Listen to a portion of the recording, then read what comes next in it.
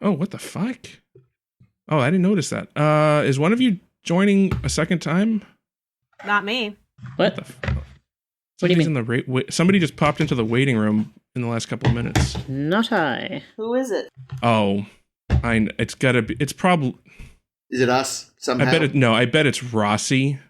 Why would What's he doing here? We're so late. Why this would is my I don't episode. know. Maybe he's trying to Zoom bomb us or something. Or I don't know who it is. So the name that's listed is Kira Nerys, which I kind of want to let them in and see. It's definitely Rossi then. All right. There's nobody here, you liar. In the waiting room. Yeah, but it should show a participant in the waiting room, shouldn't it? No, only if you're the host. All right, well, let them in. Let's see it. Okay, I hit accept. It's still saying joining. That's weird. This episode is cursed, guys. You've invited me to a cursed episode. We kind of have. I think so. Well, then you're the outlier, so it must be your fault. All right, maybe it's nothing then, because I hit accept and they haven't joined. So y'all got ghosts. I'm just waiting for the fucking Frasier theme to start now. Yeah, all right. Well, never mind. For whatever reason, maybe they were trying to join and then gonna get some Kira Nerys. failed at that. No. Someone joined. Hello. What the fuck? Chris, Caitlin, Ames, Jake, congratulations. This is Colonel Kira wanting to say good for you. 200 episodes of your podcast to start to steer her by. That is no small feat. I'm admiring what you do. I love that you do it. Keep going. Get to 200 more.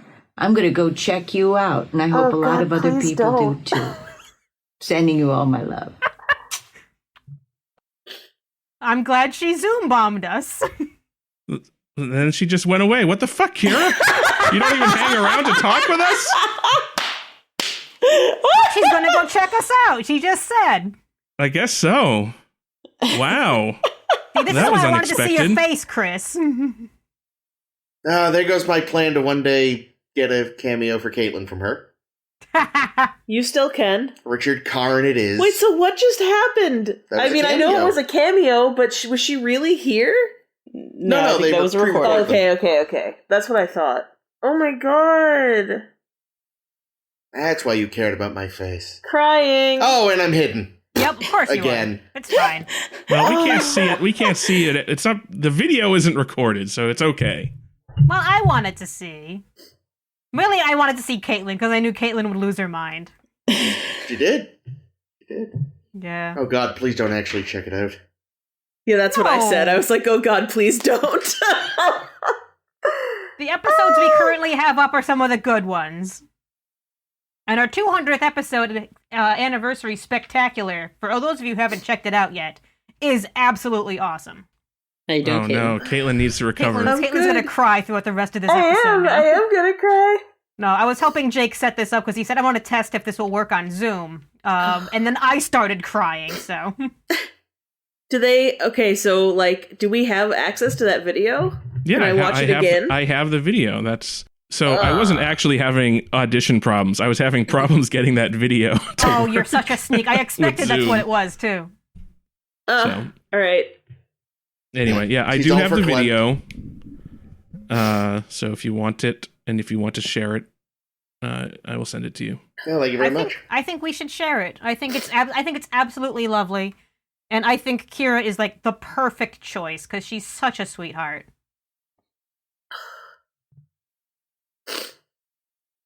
Oh man, I'm still losing it. Sorry. Aww. Aww. And I'm glad Liz was here to witness. I feel honored to be able to see it. Oh, I just pulled out my nose ring, blowing my nose. So we're doing great here. Oh no, Dorian! Don't do that. Where Fix did your it hair. go? You look a mess. Oh no, I hope it's not in the tissue. Oh god. I don't know where my nose ring went. Snotty nose ring. Good. I I'm still glad see we're getting something in your nose. I'm glad we're getting the nose ring issue on tape as well. Cause Well, there's the septum piercing, but then there's a stud. Oh, I see. Gotcha. It's the stud that fell out. yes, it did. Shitballs. If the all right, septum I'm piercing good. fell out, that would be a bigger issue because that's really in there. Ugh. She'd be bleeding all over the place. Ugh. What the fuck is wrong with you? Stating a fact. Say these horrible things to our friends. Now that's a deviated septum. I don't get it. All right, well. Oh, that was really cool. Well, Merry Christmas, you filthy animals. Thank you. Thank you, Jake. That's the Thank you, best. That was And I'm very honestly, nice. I'm really glad Liz was here for that too, because that was cool. That was very cool.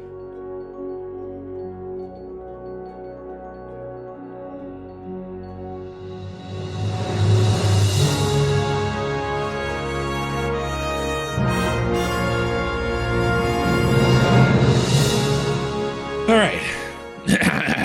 We still haven't introduced ourselves. No, I haven't even said hello and welcome He is not. yet. Here we go. Hello and welcome yet to A Star to Steer Her By, a Star Trek podcast.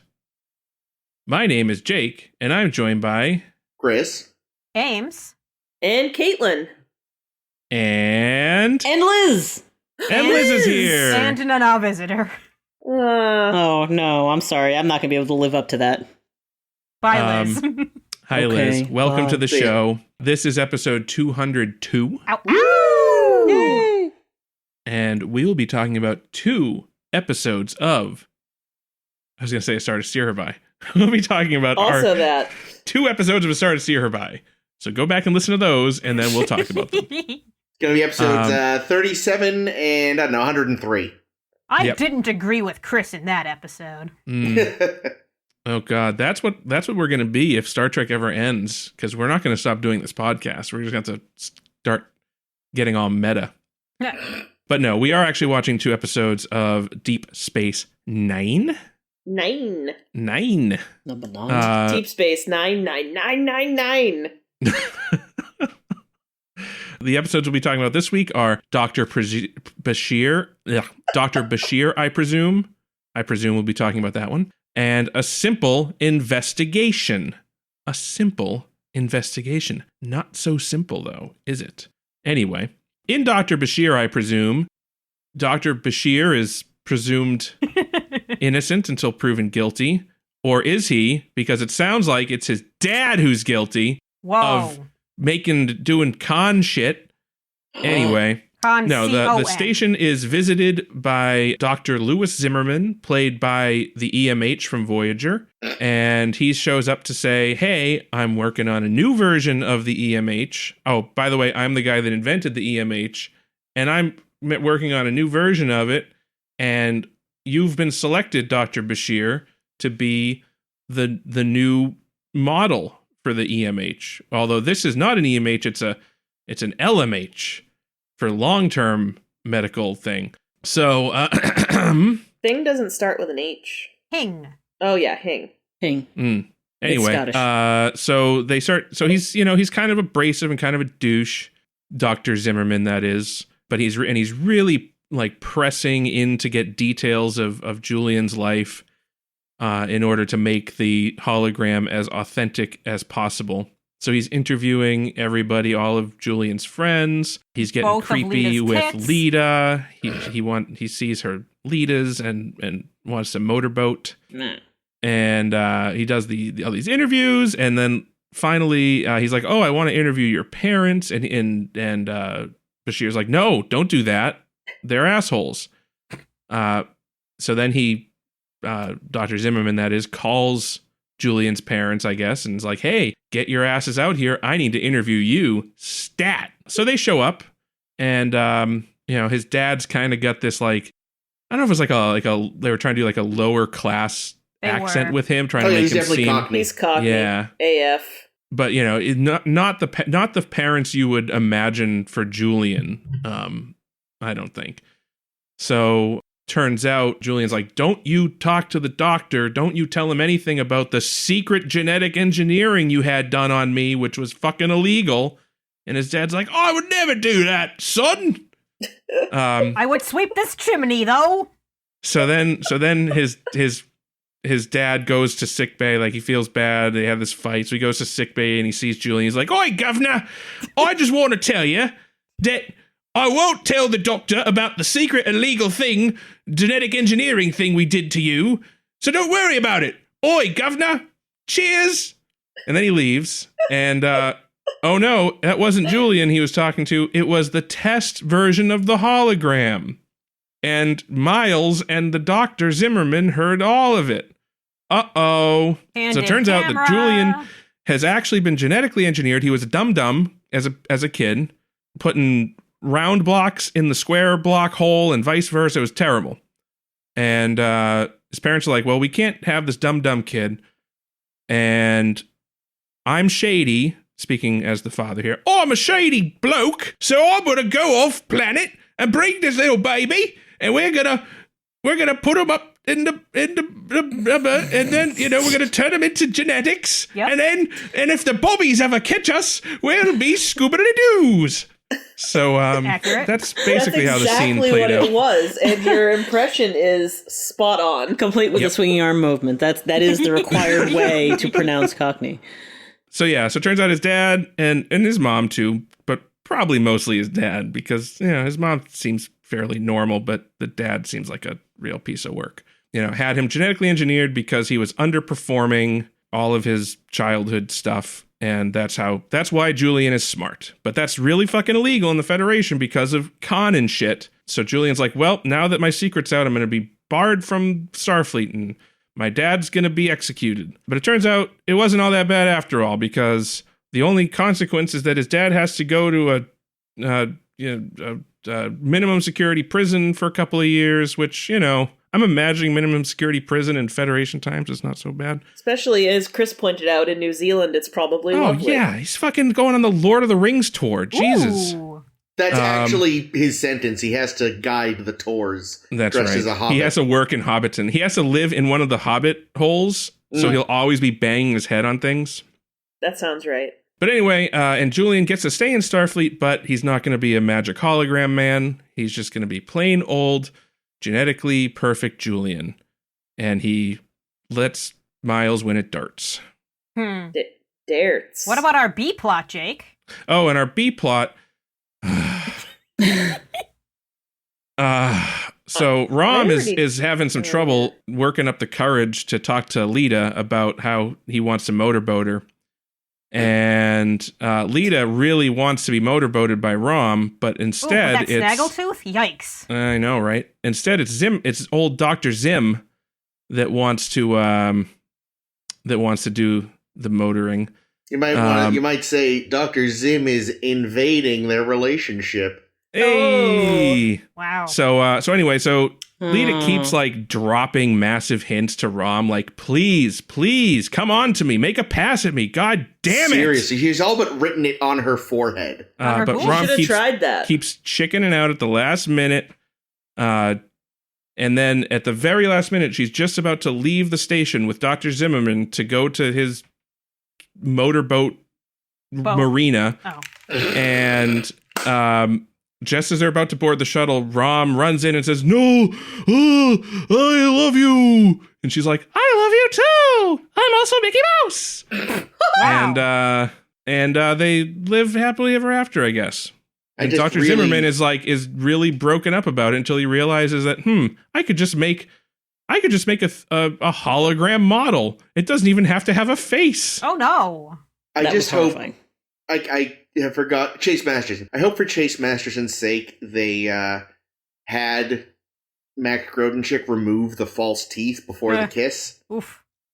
Mm. This is the week for uncomfortable kisses with weird prosthetics, isn't it? Yeah. It is.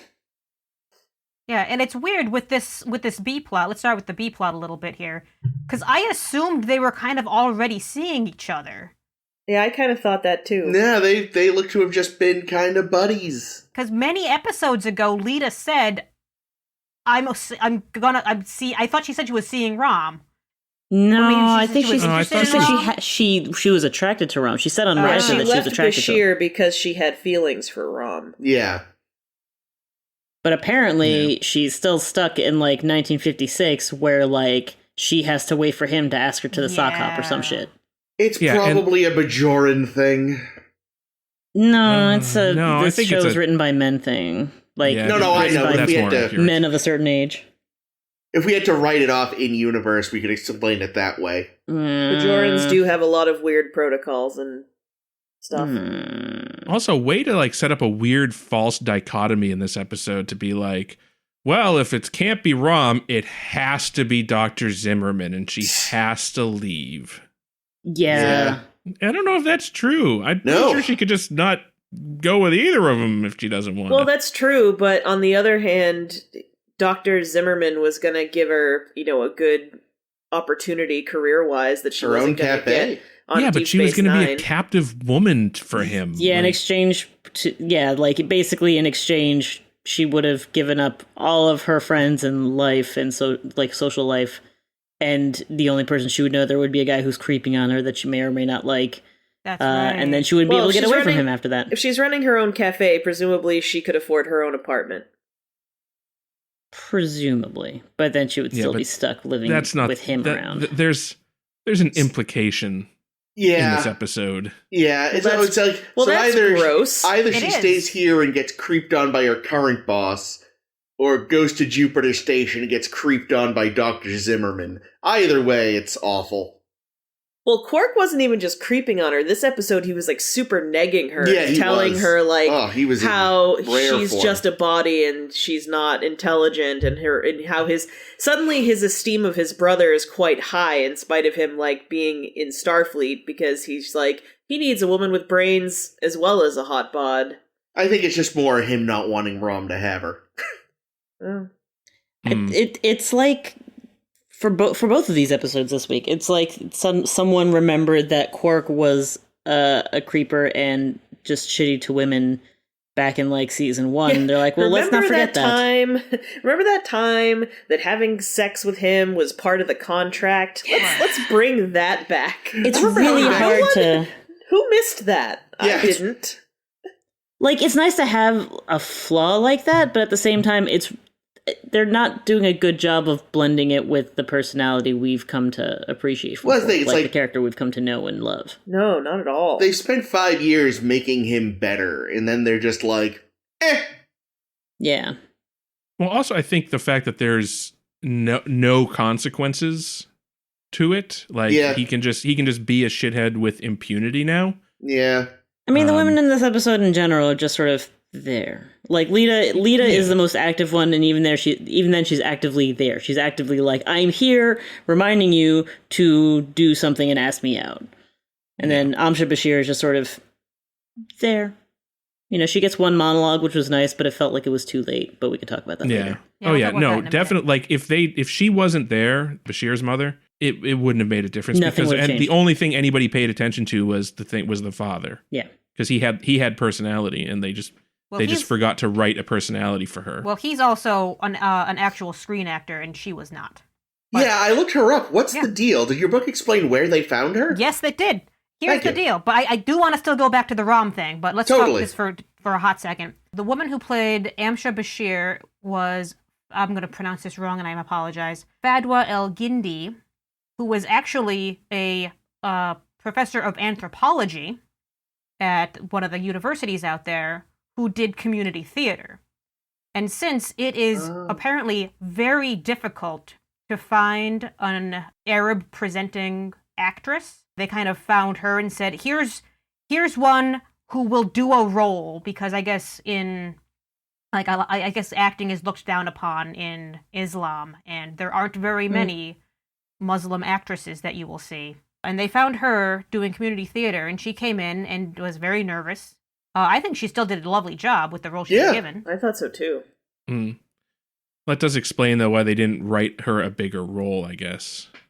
Yeah. Well, but again, also it was Go ahead, Liz. I feel like she wasn't entirely unskilled. Like, the monologue was very heartfelt and nice. It was. It was a nice monologue. I think they could have written a bigger part for her. I also like just the religious explanation of why there aren't more Arab women in roles doesn't quite sell it to me either, because the roles aren't even written in the first place. So like, it's the you know the weird the cycle of representation, you know, like conundrum all over again. Like, if the roles aren't out there, like the roles for Arabs in general are terrorists. You know, like, it's gotten better, but even then, only by so much. And you know, like, now they can be terrorists or taxi drivers, and like those are roles all for men. So like, if the roles aren't even there in the first place, you know, they just won't come out. And if they don't come out, then less of them get into acting. Probably. Like, I'm sure the religious angle is part of it, but like, book. yeah, I'm just wondering how much, and then yeah. At least they didn't whitewash her. Yes, that's true. There is But that. they actually found someone this time. Yes, I think That's it's true. also just Liz, I agree with you, just because I know we have seen this in our own like acting circles, that it's hard to find actors of color generally, and it's like, well, it's like a chicken and the egg, right? It's like, well, are they just not interested in acting, or is it because there aren't enough roles and then they just don't get into it? Is it because if you don't say specifically we want actors of color, then you don't get actors of color to come out? Anyway, like, it's not like they don't exist in the world, it's just that they don't exist in the spaces where shows like this are casting, because why should they be there waiting for this one role to show up when there are other things they should be doing with their lives? Yeah. An important point. I also, though, I mean, I agree 100%, but I also feel like they probably, in all of Hollywood, if the only Middle Eastern looking woman they could find was in community theater, I don't think they were looking very hard. I agree. In LA, I agree. 100%. Yeah, it is still a little, like, strange. Again, glad they didn't whitewash or, pull a con and just, like, some shit. get a Hispanic Mexican person and say, close enough! Well, no, he wasn't. He was Spanish, right? Like, ethnically Spanish? He was Mexican born. Ricardo Montalban was Mexican by birth. His parents were both Spanish. So he was second generation Mexican. Gotcha. So he is Mexican, but he was very much a white Mexican. Yeah, he looks. And he Khan looks like is supposed to be Spaniard. Indian, so either way. Yeah. Like, he got away with it because he was a white Mexican, but like, and it was the 60s. Spaniards, like many Spaniards, have an Arabian look because of Moorish ancestry, which is like that's in my lighter skin side of the family has the same thing. So that's how we got away with it. But really, if they'd done it over again, of course they cast someone in the role of Khan today. They would never cast a white actor as Khan again. I was gonna say. God. They got a do-over and they fucked it up again. They made him even badly. whiter. They somehow made him the whitest. Hey, let's get a Britisher. No. Well, it was also just a bad movie, so Yes, fuck yeah. it. Yeah. Anyway, we're not there yet. Yeah, I'm also going to give Fadwa a little extra credit because she's also paired up with Brian George, who is in exactly everything. Yeah. What's funny though is like I mean, and probably just because I most recognize him from Seinfeld, where he plays like the worst stereotype of like a Pakistani person. Yep. Yes. And like, That's so right. like when I see him, I'm like, oh, there's Babu. I'm like, oh God, Babu. Yeah, I haven't seen Seinfeld. I know him from The Expanse primarily, and then Oh, that's right. He is on The Expanse. I'm so pissed at The Expanse, and I don't know the story, but he used to play Arjun Avasarala and had like chemistry with Christian, and then they replaced him with a different actor and table flip. But that actor is that actor Indian or Pakistani, or is he Middle Eastern? Brian George. Yeah. I have his page open right now. He's actually a white man. He is an Israeli. He's obviously English not a actor. white man, but I'm just wondering, like, because they're having him here play presumably, Bashir. Well, Bashir's. I don't know if they ever are clear on like what Bashir's ancestry is or what even ancestry means in the 24th century. But I thought that was an interesting choice. Actually, that was something I noted about the Bashirs is that I would say they're both. I mean, they're both like I would say Richard Bashir is most likely meant to be of Middle Eastern descent. Like he's most likely meant to be Arab, but he's very much an Englishman. So because their choices were for in terms of representation in this case would be like because Julian's English. So do they make the Bashirs English of Arab descent? Do they make them, or do we want to represent actual, like Arabs, native Arabs, and they just sort of split it down the middle? I like that they mixed it too, because it kind of you end up seeing Bashir kind of in all these different lights. Yeah. And the comment that I read that I can't take credit for because I read this in my book is that you can say because his father was kind of Cockney lower class British and his mother was somewhere Middle East. I don't know if they make it clear in any case, but definitely has that accent. And Bashir has an entirely different accent that you can say that all of Bashir is manufactured. Whether by him or his parents or the gene therapy or what have you that they did to him. Or by education. Yeah. At least in terms of his accent. His accent is... Oh, yeah. I mean, that would be attributed to just education and environment. Yeah, or just, to him being like, I don't want to sound like my dad. I'm going to lean towards Well, these yeah. people. So there's an interesting parallel with Bashir to another character that is a Ronald D. Moore character who is 100% based on Bashir, which is the character of Gaius Baltar in Battlestar Galactica. Because basically it's Bashir. Yep. He's a Sex pest. Brilliant scientist, moral questionability, a bit of a dog with women, and when and we later find out in the series Battlestar Galactica, spoiler alert, that even though he talks with his very proper British accent, in fact he comes from the lower classes, and his dad is much like Bashir's dad is like this Cockney British lower class guy, and Baltar has been spending his whole life essentially trying to hide that side of himself by adopting this more upper class accent. So I find it interesting, because they're both Ronald D. Moore. I mean, I wouldn't say Bashir is a Ronald D. Moore character because I don't think Ronald Moore Pillar. I call him a Michael Pillar character that all the rest of the writing staff helped to build after his original creation. But I feel like Ronald D. Moore, who did create Battlestar Galactica, was like, oh, I want to explore more Julian stuff, so I'll create a character that's basically Julian with a very similar backstory. You know what's funny is I forget if I had seen this one before or if I just happened to know at some point that Julian was genetically augmented in some way. But I misremembered this as Julian not having known beforehand that he was genetically engineered and learning in this episode and feeling horrified. And I apparently made that up entirely. But no, but I mean, he didn't really understand what had been done to him until he was 15. Which, man, I was thinking of that, God, you're 15 years old. You're in that awful, horrible period where you're trying to kind of build an identity for yourself. And in the middle of all that, it's like, son, we have some news. Oh, God, I'm adopted. No, you're just an illegal science experiment. I feel like Bashir would like that kind of thing, though. He wanted to be his own grandpa. He wants to be this special case thing. Well, but clearly, though, he doesn't.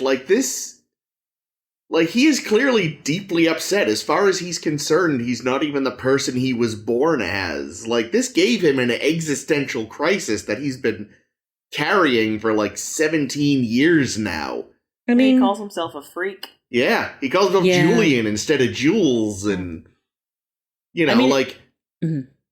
for all that he's done, to some extent, he's got the ultimate imposter syndrome because he's like, this isn't really me. This was stuff that was done to me when I was a child, and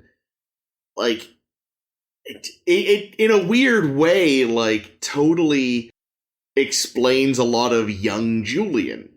It's sort of overcompensating for this feeling of everything I've accomplished is fraudulent. He probably threw that one question on purpose. Yeah. I've seen that referenced before. I've seen that as the reason why he wasn't valedictorian. Also, though, he should have been able to make it as a tennis superstar if he's so perfect. Well, just like, even in, what's that fucking movie? Gattaca, where everybody is genetically engineered. Yeah. The main character's brother, who is, so the main character, Ethan Hawke's, I don't remember the character's name, but Ethan Hawke's character in that movie is, he's one of the natural births that is imperfect, and he's myopic, and he's got, other medical problems. He's got a heart condition. So basically he can't get any good job, whereas his brother is a genetically perfect individual. I won't spoil too much of the movie, but the good movie. End of the day, his brother actually has a fatal flaw, so that even though like he was theoretically superior in almost every way, there is a fatal flaw that he has that his brother is able to best him in a certain activity. Is it his Achilles heel? Yeah. His penis is a little too big, and when he gets aroused, he gets lightheaded. Right. But yeah, I don't know. I feel like with this, it's like, yeah, even with all of Julian's augmentation, he's still not the best. At least in some areas, I think is a nice thought. Yeah, it's quite fascinating because the original ending of this was going to be Miles discovers that Zimmerman is trying to like throw the experiment so that they keep using the EMH because he's that fucking selfish. That he likes the EMH because it has his face. So he's like, I'm going to secretly sabotage the LMH. And O'Brien catches him, and they come up with this compromise that, okay, I won't tell anyone that you're compromising the LMH if you don't tell anybody that Julian is genetically engineered. And then Siddig comes to them and says, I don't like that, because that means for all future episodes, I'm going to have to be playing like I'm lying. And this is going to have to be present all the time. Yeah. And I don't like that. Point.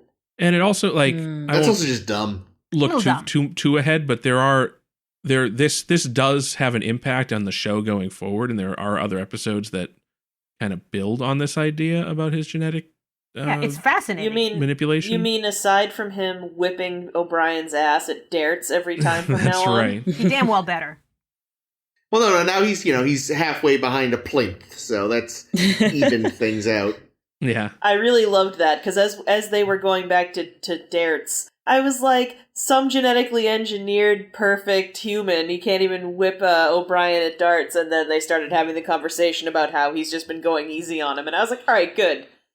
Which is funny, because this is an episode I actually remembered really well, including the darts punchline. I called we'll just try it with you blindfolded next time. I called that the split second before they said it. I do like just how much O'Brien loves Bashir in this episode. Like, how much his love is on display here. Yeah. But don't tell him. Yeah, that was a great scene. Just constantly, you're not going to tell him. He's not going to hear this, no? But he's great, and all the hearts, and I love him so much. Well, and especially because they led up to it with other people being like, he never fucking shuts up. He's kind of a know-it-all. He's kind of this, he's kind of that. And O'Brien's just like, you're not going to tell him about all this mushy shit I'm about to say, are you? I don't want him to know. I prefer him to Keiko. Aw, he does. I mean... And it's true. Yeah, it's a toss-up. Keiko They're both it. very pretty. I thought the interview montage was a little bit silly. Jadzia says that all of Julian's unwanted advances were just fine. I'm like, God damn it. Boy. Written by men. Yeah, I was going to say, that's just more evidence that this episode has a serious woman problem. I mean, the show as a whole does, but this episode... This episode was odd. I felt like it was another episode that was tonally all over the place. Yeah. Because they had all these silly ideas. And then, whether it was the writers or the producers, it said, okay, now let's make it let's add some serious stuff with the genetic engineering, and let's have some serious stuff going on in the meantime. But most of the rest of it is silly, goofy shenanigans. And I'm like, God damn this episode. I want to do the serious stuff. The silly stuff is dumb. I even feel like structurally, a lot of this stuff could have been made to work a lot better for the main dramatic plot. Like, the interview montage it could have been used a lot more effectively with to polish things off a bit more in terms of especially in an era where, everything wasn't on demand and streaming, right? Just sort of let's take a second and put a spotlight on Bashir and what we've gotten to know about him so far, and here are all these characters with these things to say about him.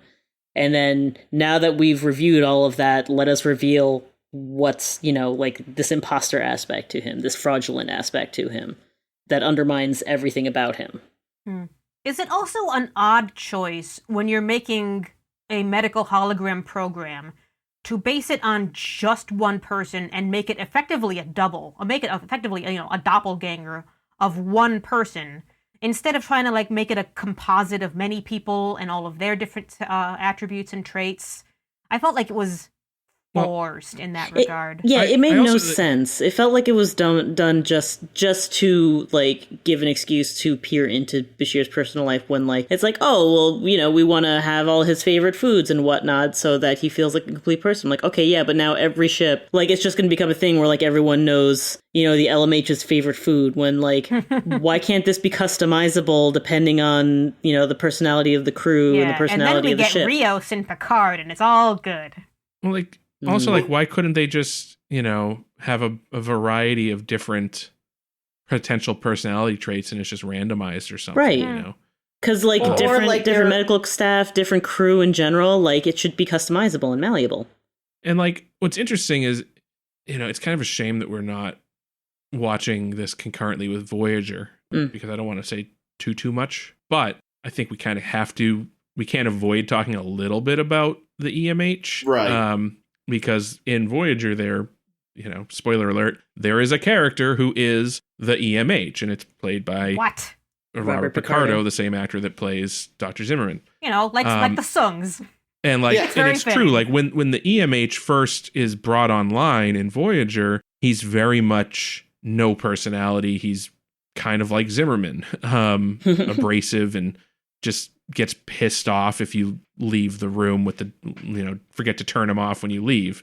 And eventually they start adding character traits to him just by virtue of being left on all the time for a program that's only intended to be run short term. In emergencies, he is this chief medical officer on Voyager.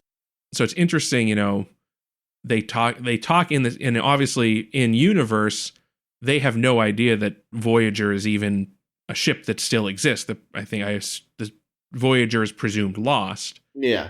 So having Dr. Zimmerman talking about how, the LMH will be for long-term use because the EMH could never be left on very long. And, people watching the episode are like, hey, I know the secret. Nah, you can definitely leave the EMH on and it's just fine.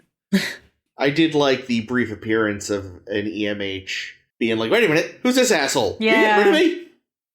Yeah. I love it. Yeah. Mainly, I think Robert Picardo just nails the roles, and he also, just in the brief moment you see the EMH, you see how he has a very different personality. He stands more straight, he talks a little bit differently than he managed Lewis. Not to creep on every woman in the room. Well, I guess His there weren't neater. any women in the room, but still. I like seeing him. Speaking of creeping on the women in the room, I wanted to get back to Lita, because of course I did. Because I thought it was the biggest goddamn fucking bullshit that when she's hanging out talking with Lewis, that her towel just falls off. Oh no! Oh yeah, that now was I'm awful. naked. Cringe. Well, at least he was a doctor, so he was able to keep it professional. Technically, he's not a medical doctor, so that's not a real doctor, and we probably shouldn't call them doctors if they're not medical doctors. Yes, please call him Kiddo. Kiddo is acceptable.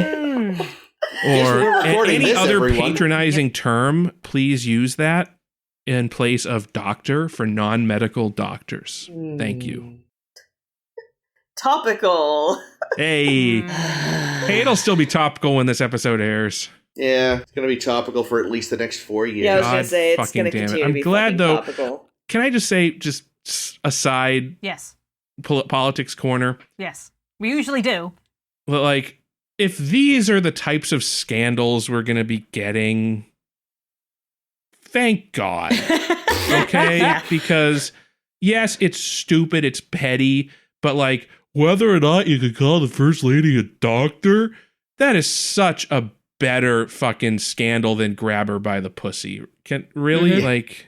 Mm-hmm. And really, no one should be surprised that the Wall Street Journal published that opinion piece. It's the Wall Street Journal. Yeah. They're like...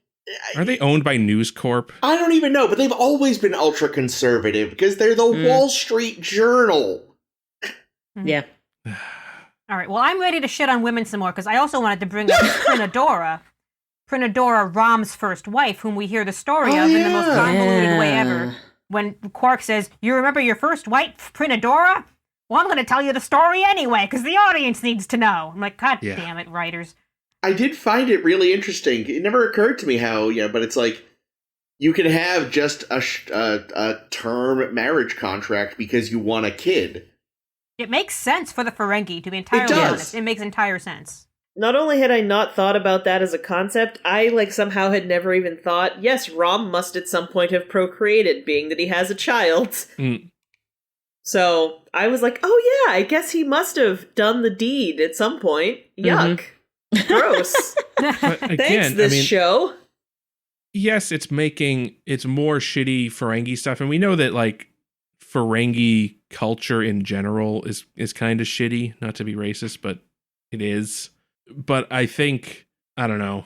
I basically the idea is that the marriage contract is closer to like a surrogacy contract, or at least it could have been, but instead it's like a forced relationship, because it note that he didn't go into the contract with Prinadora. He went into the contract with Prinadora's father. Yeah, because Prinadora's a woman. She doesn't have rights to do her own contract. Which is, again, more gross Ferengi shit. Mm. And the fact that, like, all of this happens, and then the episode, the writers deliberately make Rom the victim of this situation. You bought this woman, and then she didn't want to be with you, you poor baby. I think it was that her father didn't want her to continue being with him because he fell in love with her. It sounded like he went into the contract. It was a 5-year contract, and then he wanted to extend the contract, which the father agreed to. Oh, I missed this. And then he paid but the father agreed to, but jacked up the price, because supply and demand. He's got one daughter, and she's now in high demand. So he screwed him in the contract. The free market dictates. So the father screwed Rom on the second contract, and then because Rom was now poor, Prinadora just left him. And eventually found a more wealthy suitor. Yeah. That's so. But sure, whatever. That's Ferengi shit. But the fact that this story is told as a tale of woe for Rom, and Prinadora is the bitch in this situation. She's the shrew ex-wife. Yeah, it's like, what? What the fuck? What is wrong with this show? Who's writing this shit? Well, it's also being told by Quark, so... Yeah, but we're also meant to feel bad for Rom in this episode. We really are. I suppose that's true. Like authorial voice is definitely not really killing itself to, put Quark in his place or... No, not at all. He gets away with a lot to question any of the misogyny being exhibited. The authorial voice is just sort of like, that, boys, this is what we do. Women, they're shrews. Yeah, and it's not that, the marriage didn't work because she didn't love him or something. He got his heart broke because she was awful or whatever. It was, he got his heart broke because of a bad business, a bad slave ownership deal that didn't work out. It's like, Well, we also don't know if she loved him or not. We don't know. He fell in love with her. It doesn't really matter, though. And then, because I know the Ferengi and how they work, my thought was I just was blaming the father primarily. Oh, yeah. Oh, no, right. It's no question. It's Rom. Script. Well, no, but I don't. Rom has culpability here. Oh, yeah. But as a member of Ferengi society, whatever. It's still fucked up. Yeah, I didn't think, and again, this might just be me, because I think you're right that the authorial voice didn't say this per se, but my thought was Trinador really has no rights in her world, so I wasn't thinking, that Trinidora. I was like, that Trinidora's father. No, but instead what we get is the only mention of her having any agency was to, leave him for a richer guy. Leave Rom Break for Rom's heart. superficial reasons. No, she didn't. Not just break his heart, but also break the contract, which also makes her treacherous in business. And That's also true. leaves Nog entirely with Rom. Yeah. Well, that Probably I breaks think, Nog's heart a little bit. I don't know what their relationship was. Abandons her child. Yeah, truly. yeah. Nog Although is I the real imagine the victim. original contract was like, because it specifically said he wanted a child. So the original contract was probably always that. If she breaks the contract, he gets to keep the kid. Well, like if he Or at if the he end of hadn't, the contract. yeah, that's what I mean. Like at the end of the contract, if he hadn't extended, presumably Nog would have gone with him anyway. So Nog could have been raised from the off to be like, don't get too attached. This is temporary. Yeah, it makes me interested, That's so gross. what Yeah. Ishka's contract with their father was, because you can see like Quark and Rom definitely had a relationship with Moogie. Mhm. Yeah, no, theirs was definitely a different kind. Because Probably. I mean, Moogie seemed to actually love her husband for all that he was a fucking inept here's twit. okay. If I were to speculate, I would say that on Ferenginar, like you can find a mate just like you would anywhere. Yeah. You go to the bar or whatever, and you meet up and you get married, and I'm sure the marriage is a contract. Oh, it's 100% a business deal. All Ferengi have prenups. But if you're someone like Rom, who is extremely timid with women, who would never, go on a date, or if he did, it would be a disaster. The alternative there is you probably go on to some kind of a market Yeah. to be like, all right, look through the catalog. Oh, here's an attractive woman. She's got genes I like. So, I thought their women weren't I'll supposed to wear clothing. Nice. Yes. But and then so that's the other way to get a marriage is you basically, Yeah. make a deal with somebody's parents, Yeah. which is not unlike, Vulcan marriage or Yeah. marriage on many places on Earth. Mm-hmm. Yeah. Yeah.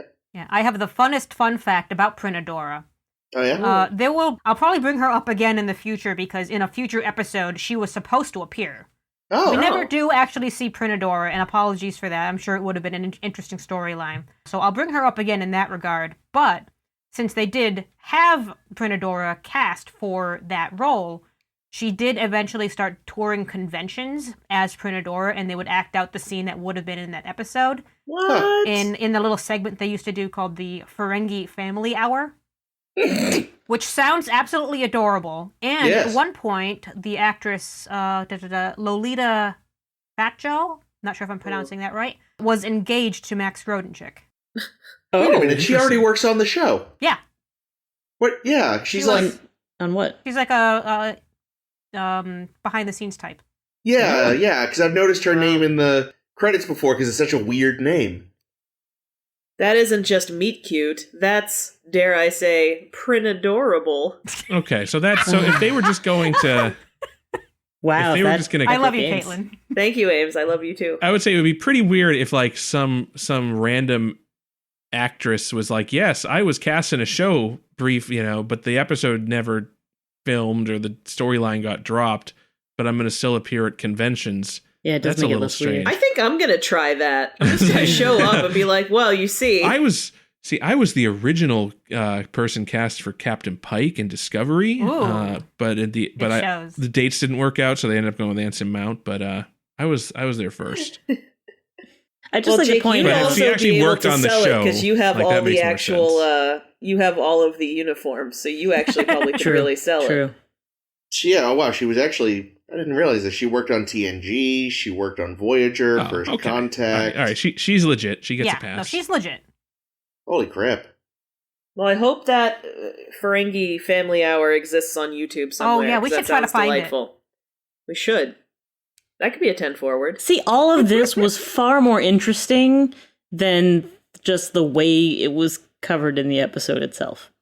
Yeah. That's true. Like, Prenadora story. this conversation included so much more nuance and examination of the culture and of the people involved, as opposed to just, your sure wife, fleeced you and left you.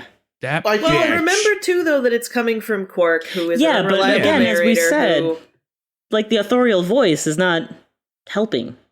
No, I Like, know. there's a way that I it can know. be delivered that can still make it clear that this isn't just sort of casually or tacitly just, Audiences also think- naturally love Quark. I naturally love Quark. Like, when Quark talks, I'm like, yeah, that must be what happened, because I love Quark. Yeah. Oh, wait, he's a liar and a scumbag. I keep forgetting that.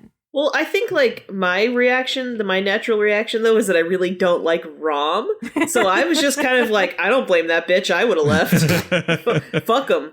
He probably cries out for Moogie in the middle of the night while he's sleeping and shit. Can you imagine? I While don't he's know. sleeping. Well, yeah, okay. Well, I wasn't gonna go there, Jesus, but that's no. disgusting. No! I thought that's where you were going. so No, it wasn't. I was But gonna say that's it. yucky. But yeah, so I'm gonna put it out there. It didn't work on me. I already don't like Rom. I'm on Prinadora's side. I have become. Hashtag justice for Prinadora. I Yeah. have become all about Rom. He's the best. wouldn't But say I also don't best. blame Prinadora. I feel like her father was making her do things because he's awful. Yeah. Also, I also feel like they just did this story because at some point the writers probably thought, "Oh yeah, if he has a son, he must have fucked once." Ugh. Like I feel like And exactly Caitlin, they once. kind of just hadn't really thought about Yeah, well, that. I feel Because like it's unnatural to think about. It's gross. well, I mean, I think that's exactly why this story was even included in the episode, was because if Rom, like, people would be naturally asking, wait, if Rom is this bad with women, True. how is Nog? How is Nog? Yes. He's fine. Like, because just the absolute tripping over himself he does, and whatever, that's fine. Being timid is a fine trait for him to have, and it makes sense with his character as we've seen it so far. Oh yeah. I was gonna say, I mean, I have a dating history, and I still related way too hard to Rom's just, okay, bye. Yeah. Oh yeah. 100%. But yeah, no, I don't know. But yeah, just I think what you say makes sense. Like, that was just sort of the, like, what is Nog's, like, relationship with relationships? Yeah. Like, was this the prom or whatever the Ferengi version is? Oh, God, well, I mean, it Ferengi could also be prom. like, we don't know how Ferengi are born. I mean, it could be like Eggs. They it, were could- like it eggs. could be like salmon, where like there's Oh, just some eggs and No, that's what they did with Odo. That's Yeah, the thing. right. Based on the fact that they are clearly evolved from frogs, they should be eggs and spawning, but they clearly have a more mammalian style, generally one at a time sort of thing. Oh, they did a doofy thing this episode where Zimmerman and Lita are up on the balcony and Rom's trying he to listen tunes his in. ear. So he like aims his ear manually towards the balcony and he, like, uses it like a satellite. and dish. when that scene started, very briefly, I was like, is he just gonna sit down, stare at Lita, and masturbate? That's what I thought too. I was like, why is he masturbating to their date? And then Chris was like, oh, he's tuning his ear. And I was like, oh, okay, good, because that's not what it looked like. Yeah, because at first, before I said it, I was like, what is he doing? Why is he... Oh, he's tuning. It's like, The that's why he problem- can't see, get a that's- date, because he won't stop touching himself in public. That's their Jesus. chickens coming home to roost, because is. if they hadn't spent so much goddamn time making the ears into a sex organ for the Ferengi, Oy. then we wouldn't have had that thought. Nope. We Yeah, wouldn't it's have. basically Well, I want to listen in on this conversation. Let me just aim my dick a bit. I was just saying that Exactly. too, or So like horrible. actually, like, like women like using their nipples as tuning knobs, like, oh, I'm picking it up now, like. Yikes. Oh, Well, God. only because I think of the ears as being a secondary sexual organ, so I'm not sure the dick is, so. I think the Yeah, that's best fair, advice yeah. I ever got from a woman was, it's like, for the love of God, their nipples, not volume control. So, No, it's true though. Wait, what? They're not? Jake is like furiously scribbling down notes, not volume controls. Don't aim ear in public. don't adjust dick while watching Girlfriend on Date. Like, Oh my. oh, so awkward. Anyway, yeah, but Jake, I'm not surprised that you had the same thought, and also, of course, I'm delighted to not have been alone in this. Oh, yeah, I think we all did, it sounds like. Yeah. We were all just like, what's I didn't, going on? actually. Oh, fair enough. So I'm He glad sits I down brought it and up. immediately and starts rubbing his ear. It's like, I just thought it was a stupid thing to be like, oh, that's right, So because he has the good awkward. hearing. But Yeah. okay, now it's even weirder. Great. It would have worked better if he just tilted his head a bit. Yeah. yeah. Because they've never had to, Turn. like, Or like cupped his manipulate their ear ear even. I don't before. know. Something that made it look more like he was, I don't know. Still. It's a little creepy though. Even, just the fact that Ferengi used their, I mean, we knew that they had superior hearing, but yeah. like bring it out, that, oh yeah, that's kind of creepy that he's just spying on their conversation Yeah. deliberately. Yeah. Rom's kind of comes out as a bit of a dick this episode. I don't know, between the The thing is, you've got- Primidora thing you've got- and like creeping on their conversation. You've got Zimmerman on the other side, though, who's way more of a creep. Like at the very end, for I think he sure. hits on a woman by asking if she's heard of the Kama Sutra, which He gross. does. Yeah. Yeah. So you think, oh yeah, Rom is the preferable one because he's so nice. We're really lucky the EMH is not a hornball, it turns out. Yeah. Well, I don't know. This episode for me, I like we get this Bashir backstory. Yeah. He was That's pretty it. blank slate up until this point, which is interesting. You know, You kind of Like, I knew don't there know. was something. The fact that we get some backstory on this character that kind of develops him a little more. We can use that. It's an interesting backstory that we can revisit. I like. Everything else about this episode felt very upsetting. Gross. Yeah. It's gross. Yeah, I do always love seeing Robert Picardo, but yeah, and I didn't think it was a great episode. Actually, one final note: my favorite part of this episode was watching Hollow Bashir walking into a wall over and over again, and I lost my shit. O'Brien was enjoying it too. Yeah, I think in general, I feel like the visual effects aged pretty well. Like it, Yeah. they didn't. It wasn't like your classic, watching an older TV show, overlay effects and seeing Bashir stand next to himself. It I feel like they got the lighting and they got just in general the seams were covered up pretty well. we did see Rear Admiral Bennett showed up, and he was in the Hollow communicator pod thing again. Yeah, I noticed that. Yeah. They didn't even bother to bring the floor ring from the Defiant But set. they did at least give him a different colored light bulb, like I asked a few That's weeks true. ago. They True. gave him Still a don't different like light. But like when they showed, because there was a point where you could see the floor, and he was not standing in the magic ring. Nope. Yeah, it wasn't in the little Star Wars ring. But that was another weird monologue. Like there's these monologues that were, interesting and they made sense to the theme of the episode, but they didn't feel like they quite fit, or they just sort of nothing else sort of built up to it right. So his was on, why we wouldn't have genetic engineering in this day and age, and why we can't let it happen, we can't let it stand. But at the same time, he's delivering all this while also agreeing to keep a genetically engineered person in Starfleet. Well, I think because at this point, Bashir has proven himself unlikely to try to take over the world. Can they take away his Carrington nomination?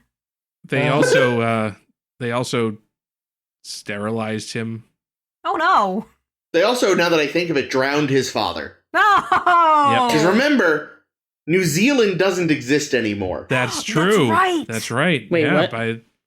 In First Contact, when Picard is showing Lily the Earth, there's no New Zealand. there is no New Zealand next to Australia. Yeah, so Tasmania I is there. So, They so keep we know forgetting New to Zealand include was New Zealand, and look destroyed what in happens. World War III. Actually, oh my God! So for all we know, New Zealand, it wasn't destroyed in World War III. It was destroyed during the eugenics wars. Mhm. Ooh. So sending Bashir's father to New Fitting, Zealand very is fitting. code for "we're gonna kill you." Fuck. I mean, do we ever see Bashir's parents again? Or New Zealand is just Atlantis and it's all underwater now. I was going to say. He has to lead the tours of Hobbiton while wearing a big, like, diving suit. I would go Just on a big bubble. Yeah. Yeah. Yeah, there's... oof. Like, I There's really so liked... many uncomfortable ethical aspects of the, like, fact that... Like, I get, you punish the parent because the kid didn't have any say. Yeah, he was 6 or something. But the idea that Bashir could get fucked by this is like... Yeah, no choice. Yeah. This was done to him when he was 6, and it sounds like mentally barely 6, so, like... Yeah, but it also There's sounds no like question of consent. a big part of it is the deterrent factor. Yeah, I know. Like if you say to somebody, if you genetically engineer your kid, you're going to go to jail and we're going to ruin your kid's future. But that's a pretty big deterrent. Like, I get it, but that is so just more proof that at the end of the day, the Federation is kind of sketchy. Oh yeah, yeah, absolutely. that would definitely that be is some against bullshit. Federation principles. Oh, It I'm sure should it would be, but apparently but it isn't. it could just be a threat too. Like it could be that in every instance, this is what happens. Yeah. Will Yeah, they yeah. track down the doctor who did it? Well, no, Well, it because it sounds sounds like like he they went he to a had to go completely outside the alien world, which Federation. probably isn't even part of the Oh. Federation. Okay. It's like going to a different country for cheaper plastic surgery. Yeah. That's right. All right, guys, we've been talking about Bashir and Rom for a long time. Do you want to Okay. talk about Bashir and Odo for a while? Odo nearly walked into a wall. Okay, well, the hits keep coming this week. Next up, we have a simple investigation.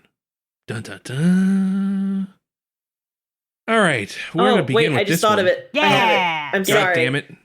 Did we already say this? And if we did, I'm really sorry, Jake, for interrupting you. But could they also be wanting to, like, keep him close to keep an eye on him as well? Bashir, that is. Maybe. Because I if don't know. they're worried about a Khan Noonien Singh, I feel like if you've got this superior human and you slight him, he's more likely to, you know, be on a bent for revenge. Whereas if you leave him in his position where you can keep an eye on him and make sure he's not, you know, That makes wreaking sense. havoc and gathering allies and stuff. That makes the most Well, sense. I mean, like, because who if they is- disenfranchised him now, like, they stripped him of his titles and kicked him out of Starfleet, he could very well be picked up by the Maquis. Yeah, that's Who is true. the one keeping track of him in this case? Cisco. Cisco? No, bad idea. He's True. half busy They're- being a prophet. I'm sure there's people keeping an eye on him. I do like, though, Odo. that Cisco's immediate Odo, okay. response was like, we're gonna get this taken care of because you're still the best damn doctor. You know? Mm-hmm. Yeah. I don't know. I liked that. That's I good liked leadership that about right there. Cisco's response. He's Yep. the best. He's a good manager. He's got your back. And he loves gossip, as we find out in this episode. Yay. Hey. So, yes, in a simple investigation, let's see. We open up the episode. We got some dude, some rando, and he's being confronted by these two other randos that like are clearly like the enemy duo from a early 90s Saturday morning cartoon show. I thought they were like the people, like the guys from Home Alone. Yeah. Yep. Mhm. But anyway, there's these, I was calling them Horace and Jasper from 101 Yes! Oh, that's even Dalmatians. better. there you go. Oh, man. So yeah, you get these two Sorry, like wondered why bumbling you were hitting looking me. I was like, what? villain guys, and they're talking to some dude, and then they kill him for some reason. There's a lady at Quark's, and she's sassy, but she's observant, and she notices that somebody's cheating at Dabo, and she tells Quark, who's creeping on her, that he should pay more attention to his Dabo table than to her titties. So, yep. And then Odo pops in and is like, oh. I want to see those titties. And then she immediately flirts with Odo, says he has bedroom eyes. Oh my. Which I actually was not aware of what that meant. Apparently it means Really? heavy-lidded or half-shut, reminiscent of a hazy, dreamy Oh. look. I thought it, my. I thought it just meant, I want to fuck you Yeah, they're come fuck in me your eyes. bedroom. Boom, boom, Well, boom. right, I but want you in my room. But like, what Like a does specific that kind mean? of fuck you eyes. Yeah. It's what Yeah. Nala does in The Lion King. Yes. Oh God. Well, yeah, I would definitely call those fuck me eyes, but I don't know if I call those bedroom eyes. No. I don't know. If would. lions use the bedroom, not just the floor of the jungle. The Jungle floor floor of the jungle? eyes. Who installs floors in the jungle? People who live there, I suppose. I guess so. Anywho, where was I? Oh, yeah. Bedroom So, so this woman, she's flirty and mysterious, and Odo immediately takes an interest in her and, like, follows her around for no reason. Come to find out that she's trying to meet somebody. She's trying to meet up with somebody at the station. Surprise, surprise. It's the guy that got killed in the teaser. And we discover that the guy was killed, so there's a little murder mystery going on. And then, like, for some reason, she goes and gets this microchip out of the lockbox at this bank. And they're like, what is this thing? Oh, she's also got like a data port on her neck, not like a data Soong type data, but like a USB port. And I don't fucking know. Yeah, so the two bad guys are still hanging around. Turns out they actually want to kill her. Odo and her have meanwhile started a relationship, and there's some kind of awkward sex stuff happening. There's a little, they do some linking, which is apparently pretty pleasurable for humans to be linked with. And it's all a little uncomfortable by no fault of anyone. Just, Odo's weird looking. Well, I'm not sure that's why, but no, I know. But at any rate, turns out that I'll just skip to the end for Christ's sake. Jesus, nothing really happened. Yeah, it turns out that the data rod, the microchip that was in the safe was actually her memories, and that she was a secret agent the whole time. And her just like handler, Julian Bashir, my God! And her handler shows up to like plug her back in, and then at the end it turns out that she had a wrinkly forehead, and Odo just doesn't dig it, so they don't pursue the relationship. Oh no, actually no. It turns out that she had a husband. She was married, and she's not into Odo. Well, she is into Odo, but she's also into her husband, and so they're not going to have a relationship anymore. I'm not even going to call it the B plot. Julian is trying to get everyone to go and do another James Bond adventure in the holodeck.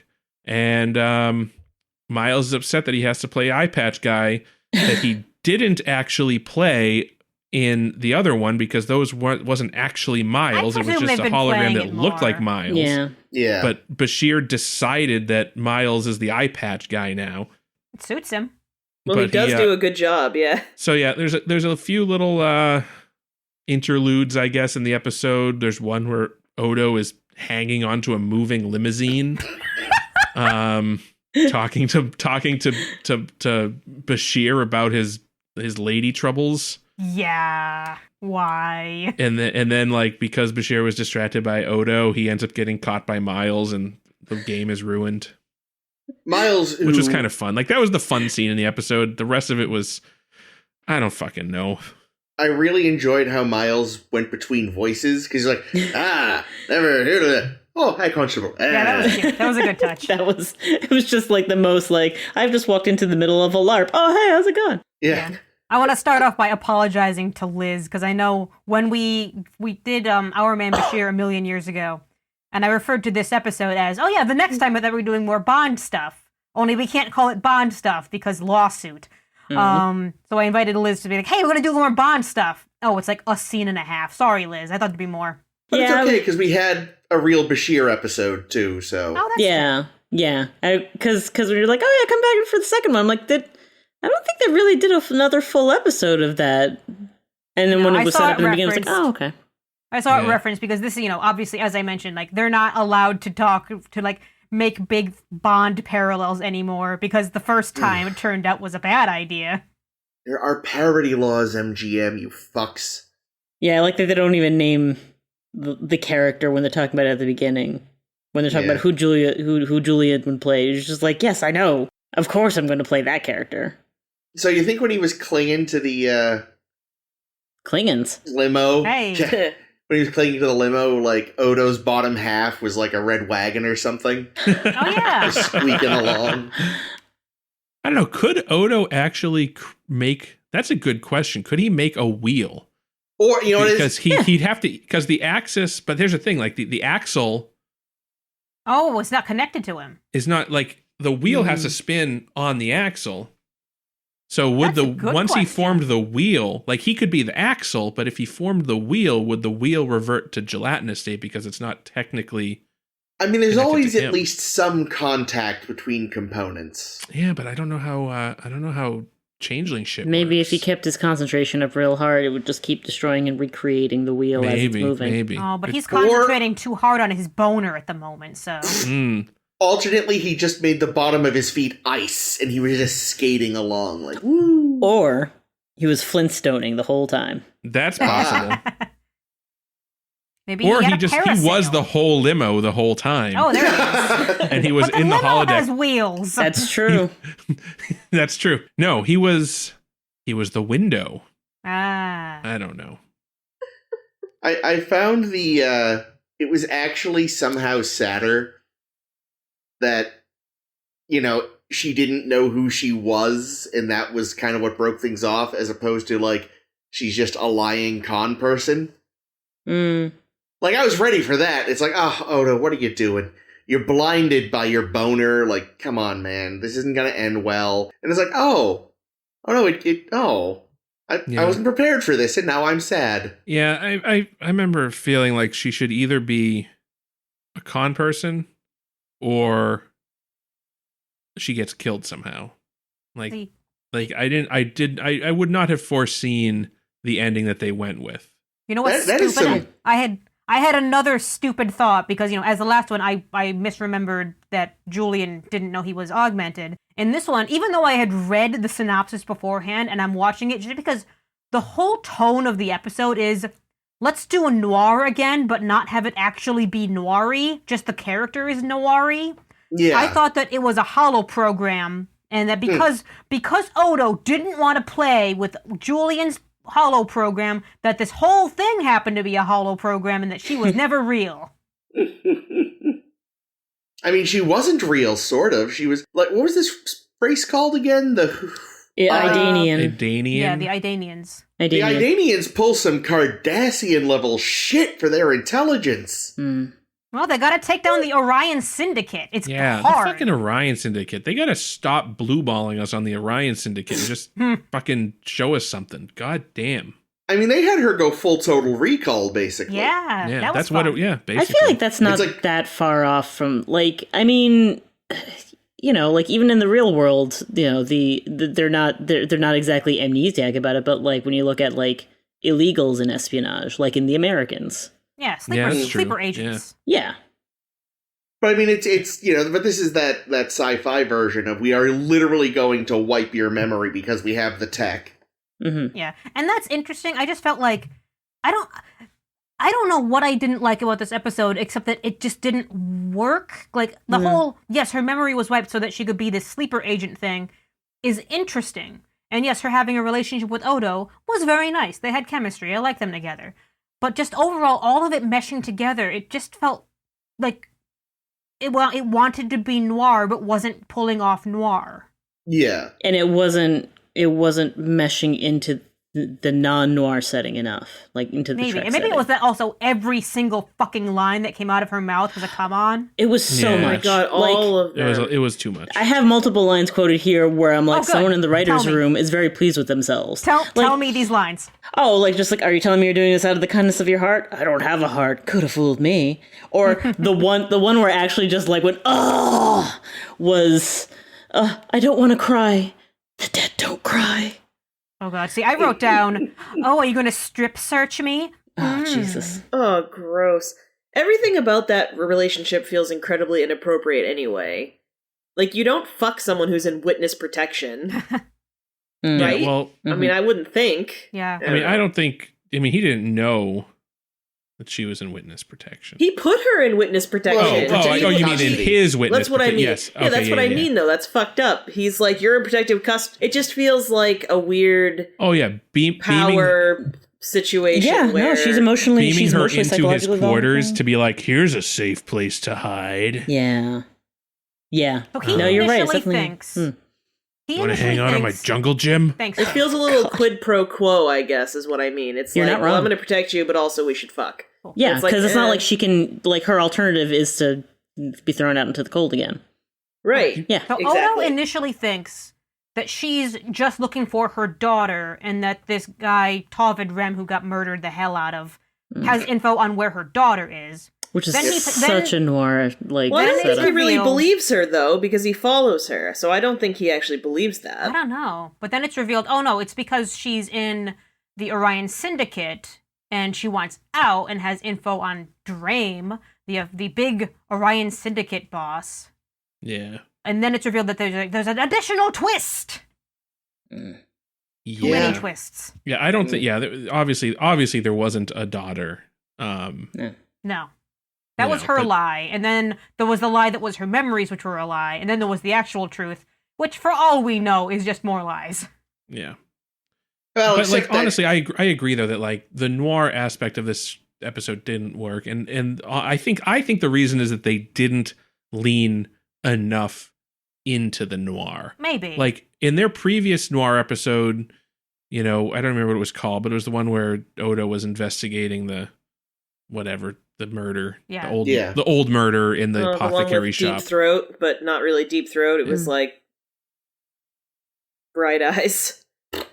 You know, they really leaned into it. They even had him do the Columbo turn and everything. Yep. Yeah, the Um, lighting was different. Granted, they were also right. going back in time, but the lighting was interesting. Yeah. You know, so I think like, you know, all they needed in that episode was like the light being broken by a ceiling fan. Yeah. And they should have done. I feel like if they had done more of that in this episode, I Jake, would you have been have- more on board You with have shit on ceiling fans before, though, so. it. What did I have? What did I have against ceiling fans? Oh, God. There was. Oh, Ryza. Yeah. It's because Ryza has Oh. really cheesy like 80s ceiling fans. I Yeah. thought you meant literally that he had shit on ceiling fans. And No, It's I would hilarious because then when people turn it Not on, it just liking them sprays after shit that. everywhere. Oh, It's no. horrible. Oh, no. Oh, no. But see, with Yeah, the, Mhm. you're right, Jake. They didn't commit. Yeah. I think yes and no. I think what you're talking about is it's not so much that they didn't lean in enough. I think they use the wrong noir elements to keep. Like Maybe. that dialogue from her, cheesy as shit. It Yeah. it was just too much. It was extremely noir, but like, oh god, it was the wrong part of the noir to keep. Like they kept I that meant- and they tossed everything else out. I meant Yeah. what I said I about agree your with that. eyes. Well, like it maybe would have been less garish if they had committed to the rest of it. I think it would have been You'd be too like, much. of course they're going full stupid, so why not? No, But I think they because they could have made didn't. it good without keeping the dumb parts. You know, I don't know. Could have, but they didn't. Because I feel like if you keep you boil it down to the essence and you keep the elements of it. The elements are what make it work. You know, like the two, the hitmen. Once I realized what was going on. Yeah, after the opening scene, I was like, okay, that's the setup. They go into the episode like, this is noir. That's who those two guys are. Those are those two. Well, they're except- henchmen, and I except feel as like you- they were as you done guys- better. As everyone said earlier, though, they're henchmen, but they're henchmen out of like a cartoon. Yeah. Sure. Yeah. Not out of a serious movie. They're like, I thought it was set on stun. I think tonally they didn't nail it. I think that was meant to be less goofy and more, like we're just cold-hearted killers. We don't give I a don't shit know. about life. I feel like it started with the casting because they had it's the classic duo. It's the classic Wet Bandits duo. It's the tall, serious one, and the shorter, chubbier one. Well, it's the other way around with the Wet Bandits. That's true. The though. Wet Bandits are Pesci's backwards. He's Yeah. the serious one. Yeah. But still, But yeah, no, either way, it's slim guy and fat guy. yeah. I don't know. I also think though that one of the things that this episode really lacked for me was that Derek. those assassins spent the whole fucking episode hiding out in a cargo bay, Eating Hasperat. eating food. Like there was no in a noir, somebody they would have shown themselves. They would have made an attempt to kill her or something, Yes. and Odo would have had to track them down and follow the clues and we'd solve it like we solve a mystery. Yeah. Not she just decides, well, I guess I'll give up. Yeah. or whatever, for whatever reason she went to the cargo bay. Yeah. You know? Yeah, like there was one scene where they were watching her at the bar, and then they just went to the cargo bay. Yeah. The Orion Syndicate is seeming, it feels like they're just, like, not that bright. Yeah, I guess the element, so like they got the character of the noir detective idea of being, attracted to the femme fatale and all this, but that they forgot the most important part of the noir detective story is that he's a fucking detective. Yeah. Mm-hmm. Oh, yeah, that's a good point. This is a noir guy, not a noir detective, just a noir dude story. Right. It's let's have Odo pop his cherry. Oh, Yeah. No. Which I don't like. Okay, can we try and put a finger on why the sex scene was so uncomfortable to watch? You have to word it like that. Yes, because it was uncomfortable. Like why? Like, but why though? I'm trying to like. There's been other sex scenes and things that don't make me uncomfortable, but this one really did. Is it because they had to shave Renee Auberjonois' entire upper body? Oh, I read Jesus that. Christ! Oh, Is it the fact also that noticed his Odo nipples bothered weren't with so- nipples? What? Why did Odo bother with nipples? They weren't so tiny this time. They considered hiding them or like putting like a thing over them so that he'd be just smooth all over, but then they didn't do that. well, he just lived as a humanoid, so now he's just gonna imitate that body more because he is fascinated by the experience. Yeah. that makes I'm sense. sure he added a couple centimeters here and there. They Like, to his expect nipples? nipples for some reason. Ooh. Yes. I like that she was impressed Picturing by his flaccid penis prowess. nipples. I like your theory. Yeah, I feel like What's the he apparently did good, so I'm guessing like Curzon rubbed off on him a little bit. Oh, that's a good theory. Oh, I like that. Yeah, Used that Curzon's makes move. sense. That's my move, Jerry! Oh, no, it's a lot of Seinfeld in this episode. Yeah, It's the apparently. new Batman. Sorry, Ames. That's fine. I'll take Seinfeld over Batman. Wow. Actually, I read that Ronald D. Moore thought that the relationship would have been weightier if Odo had still been a humanoid. Because he was a humanoid for a good while. And being able to have a sexual relationship as, when you think you're going to be stuck in this body forever is probably different, though, than when you're... Yeah. Then, I'm going to say skin you're more comfortable in. Because it's not really Odo's body. It's the body that he gives himself. Yeah. Yeah. I don't know. And I don't know if I agree with Ronald D. Moore, because I think it's more important to Odo when he feels like he is the thing he is versus stuck in the body that he can't get out of. I don't know. I feel like there would be different kinds of tragedy for him at the end. Yeah. Because I he think- ends this episode, like that's the one thing that I liked about this episode is at the very end when our last look at Odo, I genuinely was like, oh, he's now even lonelier than he ever was. Yeah. I also thought it was a nice/sad touch that Kira was like, "Oh, you should definitely see her." Yeah, but there was that Kira's little just pause. They're dropping in a Twisting that little. knife. But she's definitely like that. She was showing like in her behavior and her pauses, like where she, when he shows interest in another woman, that she's actually kind of hesitant and thinking like there's a hint of something between from her toward Odo. So Odo is her backup guy, huh? Yeah. Mhm. It's gotta When be. everything else Yeah. fails, she wants him to remain single just in case. If neither of us are married by the time we're 40. 30. Yeah. 30 is when Oh, 8 God. is over. My best sure. friend's wedding, Deep Space Nine style. Perfect. I did like the fact that it was stupid, but the fact that just the whole of Ops knew he got laid. Oh my god, 'Cause I when- did like that conversation. God. I hated the conversation, but I did enjoy that, he got on deck, and there was this extra just standing there, and even the extra looked over at him like, you fucked.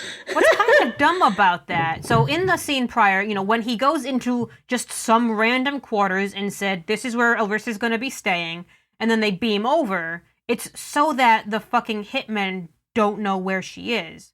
Right. Granted, putting her in the quarters of the security chief is probably not the last place they'd look. Probably the second place they'd look when they go to those quarters and realize she's not there. But they did that so that no one would know where she was. So why does everyone know where she was? Because Odo was wearing the same clothes he wore the day before. I mean, it sounds like the whole idea was that the crew, like his buddies on the crew, are talking to each other. You could at least reasonably hand wave it as when they're having these conversations, they're in secure locations. Like they're only talking about it, like, you know, on the bridge or something like that. Like they're not talking about it on the professional hitmen. No, they're not. That's they're true. goofy. They do suck. They're buffoons. I don't know. They're the dumb and dumber of hitmen. They are They able. also didn't even bother going to her quarters. They just stayed in the cargo bay and waited for her to show up. They were waiting for orders from Drame. But this reminds me of another thing. So we haven't touched upon in like many, many, many, many episodes now that the station has weapons sensors. Nope. That only work when they're not actually working. Yep. Yeah. Yeah. I was actually, so I found one thing I found interesting about the opening scene and the investigation of it was, so, you know, I feel like I was trying to remember how many times it's come up before that when someone is vaporized by a phaser, whether or not something is left behind of them. There's residue. Yeah. So then I started poking around in Memory Alpha, you know, on pages about phasers and the stun versus the kill beam and the different levels and the heat mode versus whatever. And it at one point it gets referenced that in Undiscovered Country, like that was a plot point where Chekhov demonstrates that setting off a phaser on the kill level sets off alarms. Mm-hmm. Well, that's on a like Federation starship. True. This is a Cardassian space station with shitty sensors. True. Very shitty sensors. Yeah. I had the same thought, and that's how I explained it away. We also don't know what that weapon That's true. was. Like True. it may not have been the same technology as a phaser. It may have actually just spat out a column of flesh-eating bees. Oh no. That's Maybe a worse way to go than that awful weapon we saw in the most toys. I was going to say, maybe it is the thing, the Kivas Fajo thing, that is the most agonizing way to die. God. Oh, or the way that Chorus was killed in that other episode. Yeah, I actually thought Garrick not being in this episode was strange. Yeah, I guess maybe he would be too smart. I mean, He would be too savvy. just playing with Bashir, he wasn't there. Mm. You'd think that role was Odo's being grumpy and said, I don't want to play a role in which I have to see a woman because I'm weird about women, like Rom. Everyone's weird about women. But yeah, they should have asked Garrick to play. Derek has already made his opinions of that program clear. But we know his opinions on Bashir, and that's that he will play with Bashir. Well, but he's busy playing with ZL right now. Thank you, Liz. Ugh. Sorry, it's true. No. It is. Boo.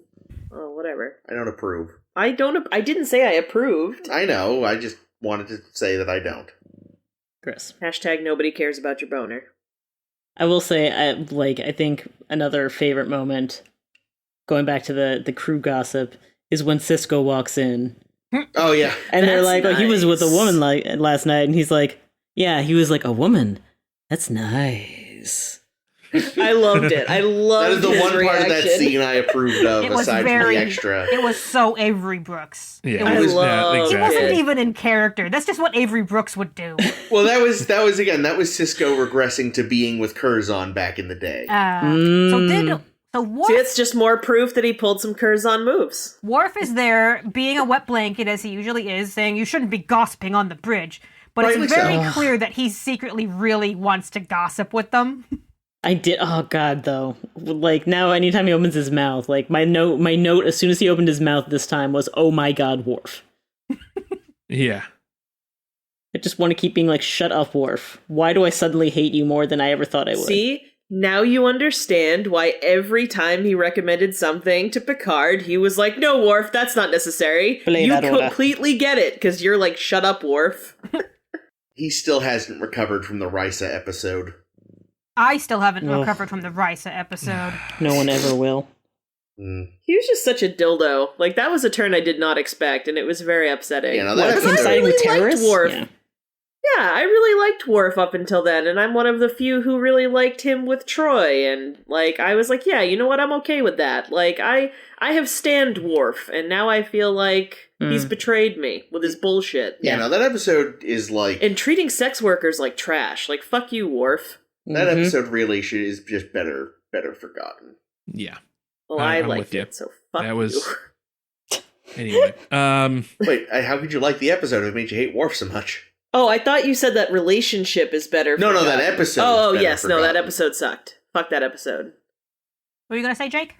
I was going to change the subject. Can I change the subject if you don't have one prepared? Please.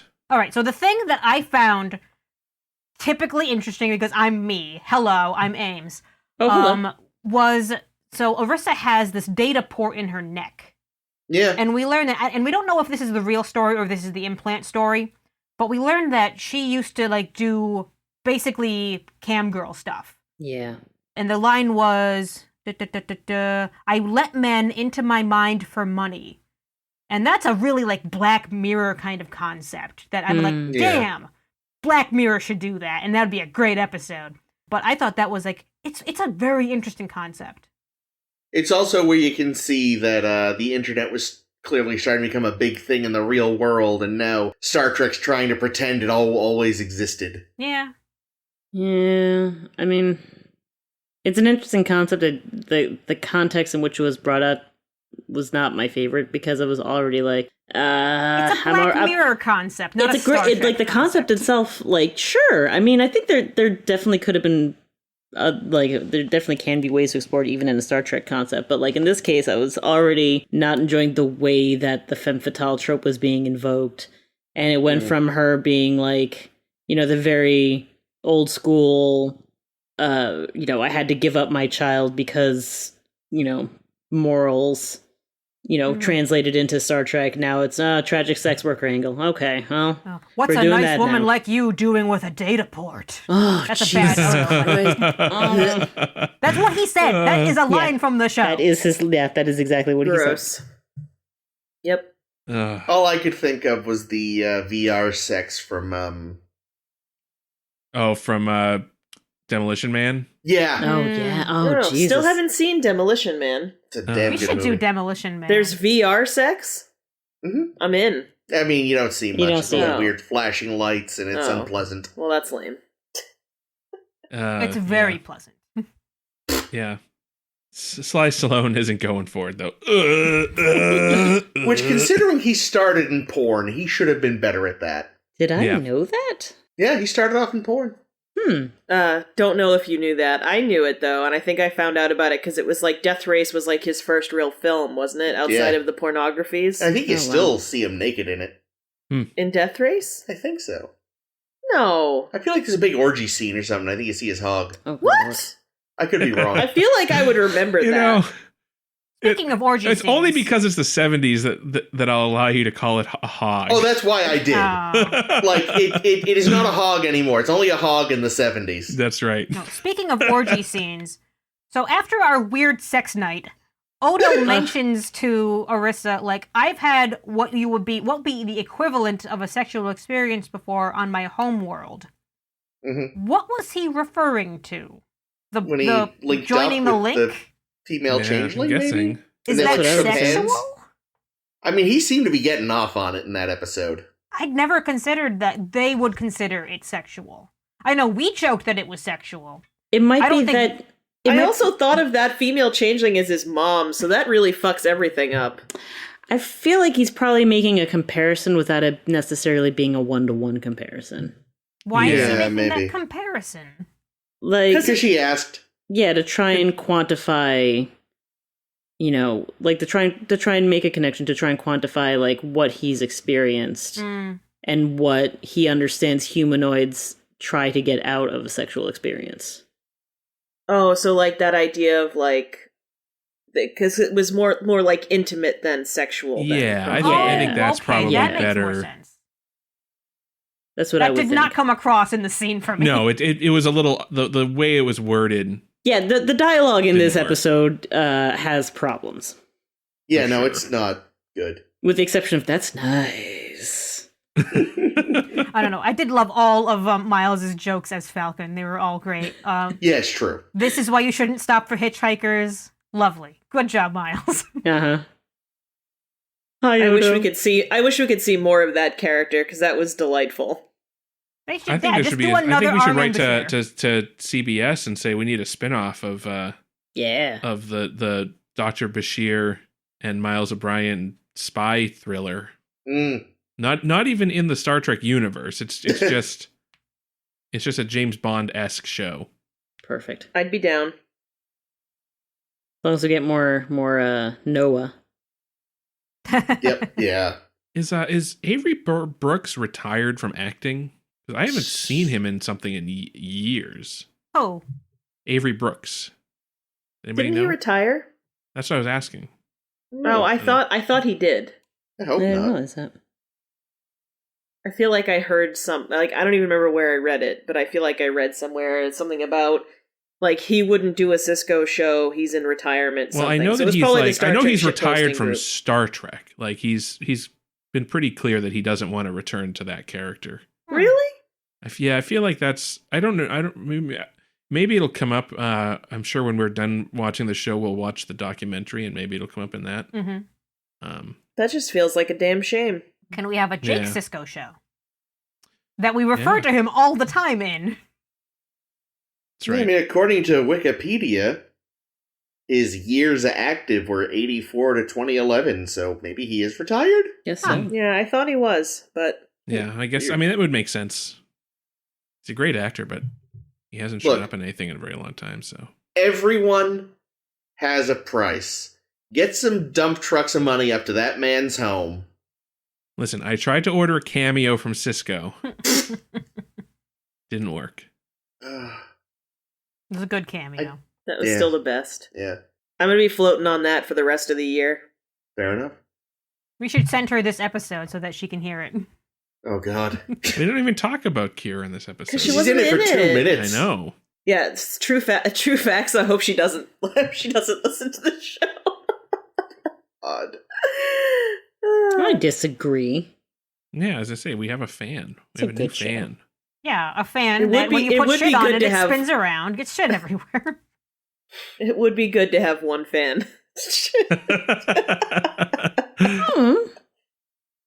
I would say, if I ever thought this was going to be listened to by anyone actually professionally involved with Star Trek, there's a lot of jokes I would have edited out. There's a lot of fisting jokes he would have removed.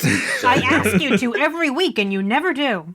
No, but believe me, episode 190, I think 8 or 9, there was a lot you said cut that, and it got cut. I'm glad.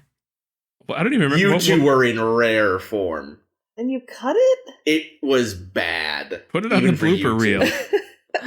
Anyway, I think we're done. Yeah, we've been Are going we for done? a while. Let's I've got one more note though that Yeah, I I want wanna to get Get it it, out. Liz. and it was the first, like that first scene with Odo and Arissa in his office, Mhm. where he walks in and there's already a Bajoran in there with her, that like Oh, hands yeah. something off to Odo. Like that dude was like, I'd never seen someone fill out a Bajoran uniform as he did. He was huge. You're right, yeah. My note was, "Oh damn, beefy Bajoran!" Like I don't remember this Bajoran. I'll have to go look him up. I also he didn't was- notice any beefy he Bajorans. was jacked. Bajoran beef. It's what's for dinner. Beef Joran. I was thinking beef Joran too. There we But that go. sounds too much like beef jerky. You think their cows wear the earrings too? Yeah. Beef jerky. depends on their Dajara. De jerky. Perfect. Oh no, we're getting punchy. Oh boy, I hope Kira listens to this episode. Jake us out, Caitlin. Just for the beef de jerky jokes. All right. What we're here for. Well, boy, if you liked that and I you want to like hear that. more, if you like that What's and you wrong want to with hear you? more, Plenty. what'd you say? I said, "What's wrong with you?" Yeah, we always say that.